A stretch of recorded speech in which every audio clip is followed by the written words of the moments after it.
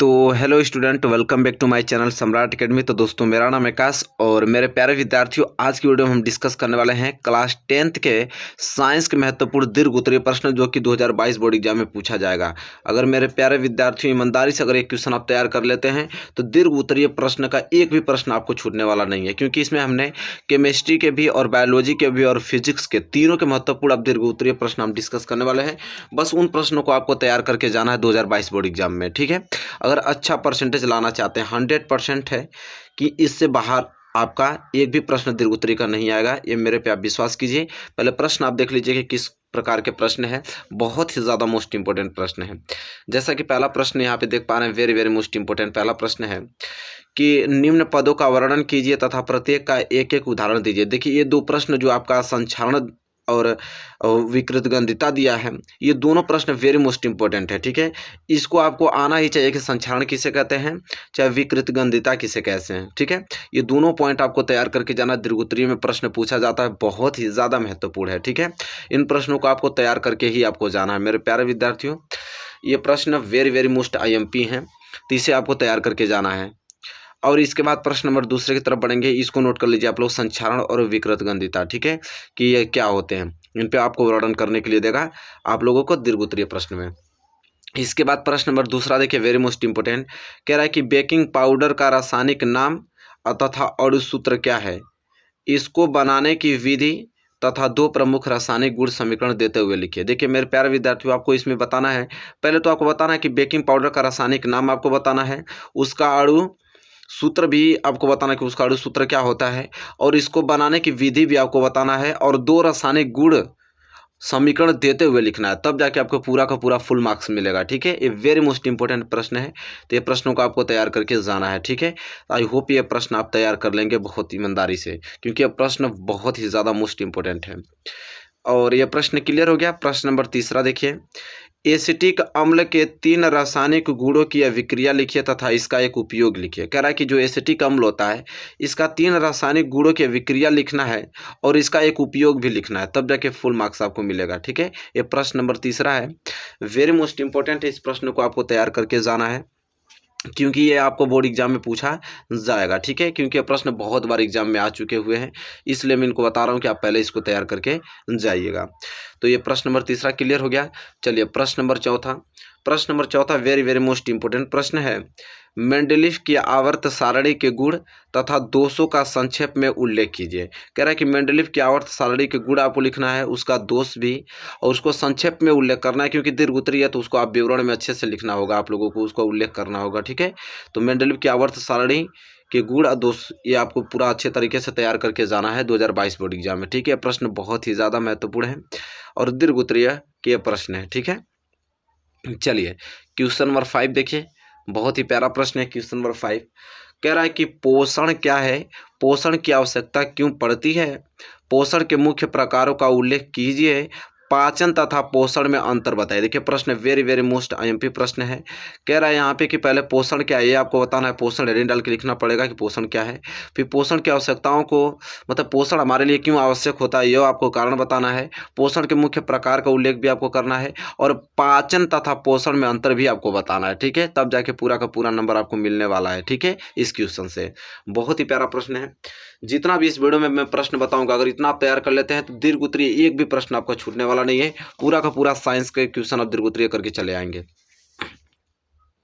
चलिए question number 6 देखिए। Question number 6 है कि प्रकाश संश्लेषण की परिभाषा लिखिए तथा इसकी रासायनिक समीकरण भी बताना है, रासायनिक अभिक्रिया का समीकरण भी लिखना है, और आपको बताना है कि प्रकाश संश्लेषण की परिभाषा भी लिखना है। ये दोनों प्रश्न, पहले बात तो प्रकाश संश्लेषण की परिभाषा आपको लिखना है, इसका रासायनिक अभिक्रिया का समीकरण देते हुए लिखना है, ठीक है। वेरी मोस्ट इंपोर्टेंट है ये प्रश्न number 6, very very most important प्रश्न है, इसको आपको तैयार करके जाना है मेरे प्यारे विद्यार्थियों, ठीक है। चलिए मैं इसको थोड़ा ढक लेता हूँ, नहीं तो आपका दिमाग इधर ही जाएगा, ठीक है। चलिए प्रश्न नंबर 7, एक एक प्रश्न पर डिस्कस करते चलूंगा, उन सभी प्रश्नों को आपको नोट करके जाना। जैसे प्रश्न नंबर 7 है, देखिए वेरी मोस्ट इंपोर्टेंट, श्वसन की परिभाषा लिखिए, मनुष्य के फेफड़े की संरचना का सचित्र वर्णन कीजिए। पहले आपको बताना कि श्वसन की परिभाषा लिखना है, फिर मनुष्य की जो फेफड़ा है उसका संरचना बनाना है, आपको एकदम सचित्र वर्णन करना है, ठीक है, नामकरण करते हुए, ठीक है। और ये प्रश्न वेरी मोस्ट इंपॉर्टेंट है, तो इस प्रश्न को आपको तैयार करके जाना है, क्योंकि यह प्रश्न वेरी वेरी मोस्ट आईएमपी प्रश्न है। ठीक है, तो इसको आपको तैयार करके जाना है। इसके बाद नेक्स्ट प्रश्न की तरफ बढ़ेंगे। देखिए नेक्स्ट प्रश्न कितना मोस्ट इंपॉर्टेंट है। नेक्स्ट प्रश्न है कि मानव हृदय की अनुदैर्ध्य काट का नामांकित चित्र बनाकर उसकी संरचना का वर्णन कीजिए तथा तीर की सहायता से रुधिर परिसंचरण का मार्ग प्रदर्शित कीजिए। पहले बात तो आपको हृदय की संरचना बनाना आना ही चाहिए। आप प्रैक्टिस कर लीजिए कि मानव हृदय का कैसे हम लोग चित्र बनाते हैं, उसको अच्छे तरीके से बनाना ड्रा करना सीख जाइए। और तीर की सहायता से रुधिर परिसंचरण का मार्ग प्रदर्शित करना, कि उसमें जो रुधिर संचरण होता है उसको तीर द्वारा इंकित करना है। ठीक है, उसके मार्ग को दर्शाना है कि हाँ यही मार्ग है जैसे रुधिर परिसंचरण होता है। ठीक है, ये भी आपको बताना है। प्रश्न वेरी वेरी मोस्ट इंपोर्टेंट प्रश्न है। ठीक है, चलिए ये प्रश्न नंबर 8वां था। आई होप आपने क्लियर कर रखा होगा इसे। चलिए प्रश्न नंबर 9 जो कि आपको तैयार करके जाना है। प्रश्न नंबर 9 यह है कि उत्सर्जन से क्या तात्पर्य है। मनुष्य के उत्सर्जी अंगों के नाम लिखिए, वृक्क नलिका का नामांकित चित्र बनाइए। देखिए आपको बताना है कि उत्सर्जन से क्या तात्पर्य है, और मनुष्य के उत्सर्जित अंगों के नाम लिखना है, और वृक्क नलिका का नामांकित चित्र भी आप लोगों को क्या करना है, बनाना है इसमें। तो ये प्रश्न दीर्घ उत्तरी के आते हैं, इसलिए इसमें 2-3 टॉपिक आपको कवर करना पड़ता है। जैसे उत्सर्जन क्या है ये बताना पड़ेगा, मनुष्य के उत्सर्जित अंगों के नाम लिखना पड़ेगा, वृक्क नलिका का नामांकित चित्र, मतलब 3 चीज़ इसमें अगर आप बनाते हैं बताते हैं तब इसको फुल मार्क्स आपको मिलेगा। ठीक है, इस प्रश्न में। तो प्रश्न नंबर 9 इसको नोट कर लीजिए और इसको तैयार कर लीजिएगा। ठीक है, चलिए प्रश्न नंबर 10वां देखिए, वेरी वेरी मोस्ट इंपोर्टेंट है। प्रश्न नंबर 10वां है कि परागण की परिभाषा लिखिए, पुष्प के लंब काट के नामांकित चित्र के द्वारा निषेचन क्रिया को स्पष्ट कीजिए। देखिए प्रश्न वेरी वेरी मोस्ट इंपोर्टेंट है कि परागण की परिभाषा लिखना है और पुष्प की जो लंब काट के नामांकित चित्र के द्वारा आपको बताना है कि निषेचन क्रिया क्या होती है, उसको स्पष्ट करना है। ठीक है, ये प्रश्न नंबर 10वां जो कि वेरी वेरी मोस्ट इंपोर्टेंट है, इसको तैयार करके जाना है मेरे प्यारे विद्यार्थी आप लोगों को। ठीक है, चलिए प्रश्न नंबर 11 जो कि आपको वेरी वेरी मोस्ट इंपोर्टेंट, इसको तैयार करके जाना है कि मेंडल के नियमों की उदाहरण सहित व्याख्या कीजिए। मेंडल के नियमों को उदाहरण सहित आपको क्या करना है, व्याख्या करना है। तो मेंडल के नियम आपको याद होने ही चाहिए किसी कीमत पे, क्योंकि ये वेरी मोस्ट इंपोर्टेंट प्रश्न है।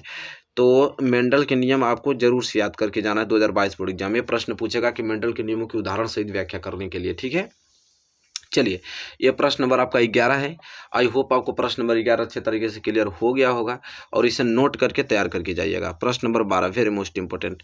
प्रश्न नंबर 12 है कि अवतल दर्पण के सम्मुख विभिन्न स्थितियों में रखी वस्तु के दर्पण द्वारा प्रतिबिंब की स्थिति, आकार तथा प्रकृति के किरण आरेखों को दर्शाइए।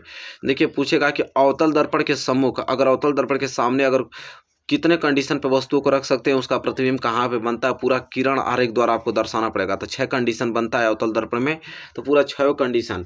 और साथ ही साथ उत्तल दर्पण के भी देख लीजिएगा, उत्तल दर्पण का 2 ही कंडीशन बनता है, उसको भी देख लीजिएगा। ठीक है, इसी साथ में बता दे रहा हूँ, उसको जरूर से आप तैयार कर लीजिएगा। अवतल और उत्तल दर्पण के सामने अगर यह वस्तु को कितनी स्थिति पर रखा जा सकता है, उसका प्रतिबिंब कितनी स्थिति में बनेगा, पूरा किरण आरेख द्वारा आपको पूछेगा। ठीक है, चलिए तो प्रश्न नंबर आपका क्या था, 12 प्रश्न था। क्लियर हो गया। चलिए आइए जो प्रश्न मैं बता रहा हूँ वेरी मोस्ट इंपोर्टेंट, इसको तैयार करके आपको जाना है। प्रश्न नंबर 13 देखिए, वेरी मोस्ट इंपोर्टेंट प्रश्न है। और प्रश्न नंबर 13 यह है कि मानव नेत्र का सचित्र वर्णन कीजिए तथा नेत्र द्वारा रेटिना पर प्रतिबिंब का बनना किरण आरेख द्वारा स्पष्ट कीजिए। देखिए मेरे प्यारे विद्यार्थी, वेरी मोस्ट इंपोर्टेंट प्रश्न है। आपको बताना है कि मानव नेत्र का सचित्र वर्णन करना है और ये भी बताना है कि नेत्र द्वारा अगर रेटिना पर प्रतिबिंब कैसे बनता है, वो भी किरण आरेख द्वारा खींचकर आपको दर्शाना है। ठीक है, तो ये प्रश्न है वेरी मोस्ट इंपोर्टेंट, प्रश्न नंबर 13 आपको तैयार करके जाना है। क्लियर हो गया। चलिए प्रश्न नंबर 14 की तरफ बढ़ेंगे। प्रश्न नंबर 14 है, आवश्यक किरण आरेख खींचकर प्रिज्म की सहायता से पुष्टि कीजिए कि सूर्य का श्वेत प्रकाश विभिन्न रंगों को सम्मिश्रण है। मेरे प्यारे विद्यार्थियों को बताना है कि जब श्वेत प्रकाश से जब कोई प्रिज्म से श्वेत प्रकाश की किरण जाती है तो उसको 7 रंगों में व्यक्त कर देता है। इसको आपको किरण आरेख द्वारा आपको दर्शाना है बनाकर। ठीक है, कि प्रिज्म से जब श्वेत प्रकाश किरण जाती हैं तो 7 रंगों में व्यक्त कर देती हैं। इसको आपको संपूर्ण चित्र के माध्यम से आपको दर्शाना है। ठीक है, ये प्रश्न नंबर 14 वेरी मोस्ट इंपोर्टेंट प्रश्न है, इसको आपको तैयार करके जाना है। ठीक है, चलिए क्वेश्चन नंबर 15 की तरफ आइए। Question number 15 very most important है। कह रहा है क्वेश्चन नंबर 15, वायुमंडलीय अपवर्तन क्या है, वायुमंडलीय अपवर्तन पर आधारित निम्न घटनाओं को स्पष्ट कीजिए। देखिए वायुमंडलीय अपवर्तन क्या है ये बताना है और वायुमंडलीय अपवर्तन पर आधारित निम्न घटनाओं को वर्णन करना है। जैसे तारों का टिमटिमाना आपको वर्णन करना है, अग्रिम सूर्योदय तथा विलंबित सूर्यास्त, ये आपको बताना है कि सूर्य उदय अभी नहीं हुआ रहता है, तभी अब मालूम चल जाता है कि सूर्य उदय हो गया है। सूर्य डूब गया होता है तभी लगता है कि सूर्य अभी डूबा नहीं हुआ है। तो ये सारी चीज़ें आपको कंडीशन बताना है। ये सभी वायुमंडलीय अपवर्तन के कारण होता है, तो आपको वायुमंडलीय अपवर्तन भी बताना है और उसके घटना का कारण भी आपको बताना है कि तारों को टिमटिमाते कैसे हैं, ठीक है, उसका वर्णन करना है अच्छे तरीके से, ठीक है। और ये क्वेश्चन नंबर 15 है, वेरी मोस्ट इंपोर्टेंट, इसको तैयार करके आपको जाना है। चलिए क्वेश्चन नंबर 16 की तरफ बढ़ेंगे। क्वेश्चन नंबर 16 है कि श्रेणी क्रम में प्रतिरोधों को किस प्रकार जोड़ा जाता है। प्रतिरोधों के इस संयोजन के लिए सूत्र प्राप्त कीजिए।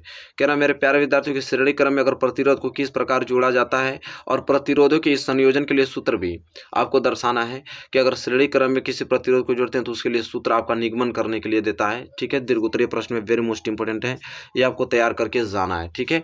यह प्रश्न बहुत ही ज़्यादा महत्वपूर्ण है, इसे आप तैयार करके जाइए। चलिए प्रश्न नंबर 17। अब तो श्रेणी क्रम में था ना, अब प्रतिरोध को समांतर क्रम में भी जोड़ते हैं, वहां से भी एक फार्मूला निकलता है, ठीक है। देखिए लिखा है समांतर क्रम में जुड़े 3 प्रतिरोधों के तुल्य प्रतिरोधों के लिए सूत्र स्थापित कीजिए। कह रहा है कि समांतर क्रम में अगर मैं कोई 3 प्रतिरोध को अगर जोड़ दूं तो उसका तुल्य प्रतिरोध के लिए सूत्र स्थापित करने के लिए बोला है। वेरी मोस्ट इंपोर्टेंट है, दीर्घ उत्तरीय का प्रश्न, ये प्रश्न बनते हैं, इसको आपको तैयार करके जाना है, ठीक है। चलिए प्रश्न नंबर आपका क्या है 17, वेरी वेरी मोस्ट इंपोर्टेंट प्रश्न है। अब प्रश्न नंबर 18 की तरफ बढ़ेंगे। प्रश्न नंबर 18 वेरी मोस्ट इंपोर्टेंट है कि विद्युत मोटर का कार्यकारी सिद्धांत क्या है, इसकी रचना एवं कार्यविधि चित्र बनाकर स्पष्ट कीजिए। विद्युत मोटर का आपका सिद्धांत क्या है ये भी बताना है, उसका कार्य क्या है ये भी बताना है, और उसका संरचना बनाकर उसके कार्यविधि का सचित्र वर्णन करना है। वेरी मोस्ट इंपोर्टेंट प्रश्न है, इसको आपको तैयार करके जाना है। प्रश्न नंबर 18 अब बहुत ही प्यारा प्रश्न है। चलिए प्रश्न नंबर 18 भी आपने नोट कर लिया, इसको तैयार करके आपको जाना है किसी कीमत पे, ठीक है। चलिए प्रश्न नंबर 19 की तरफ बढ़ेंगे। प्रश्न नंबर 19 जैसा कि देख पा रहे हैं नीचे है कि विद्युत जनित्र किस सिद्धांत पर कार्य करता है। जो विद्युत जनित्र होता है वो किस सिद्धांत पर कार्य करता है, नामांकित चित्र बनाकर इसकी कार्यविधि समझाइए। देखिए चित्र बनाकर आपको इसकी कार्यविधि को समझाना है कि विद्युत जनित्र किस सिद्धांत पर कार्य करता है, ठीक है। तो ये प्रश्न बहुत महत्वपूर्ण है, इसको आपको तैयार करके जाना है। तो जैसा कि आपने देखा टोटल 19 क्वेश्चन हमने डिस्कस किया है, इतना ज़्यादा मोस्ट इंपोर्टेंट प्रश्न है ये सब। अगर इतना तैयार कर लेते, इससे बार में तो एक भी क्वेश्चन जाने वाला नहीं है आप लोगों का दीर्घ उत्तरीय में, ये मेरा वादा है आप लोगों से, ठीक है। बस इसको आप तैयार करके जाइए, बोर्ड एग्जाम में एक भी प्रश्न छोड़ के नहीं आएंगे दीर्घ उत्तरीय का साइंस में। तो मेरे प्यारे विद्यार्थी वीडियो पसंद आए हो तो प्लीज़ लाइक कीजिए, और चैनल पर नए हैं तो चैनल को सब्सक्राइब करके बेल आइकन को प्रेस कर लीजिए, और मिलेंगे एक प्यारे से नेक्स्ट वीडियो में। तब तक के लिए धन्यवाद।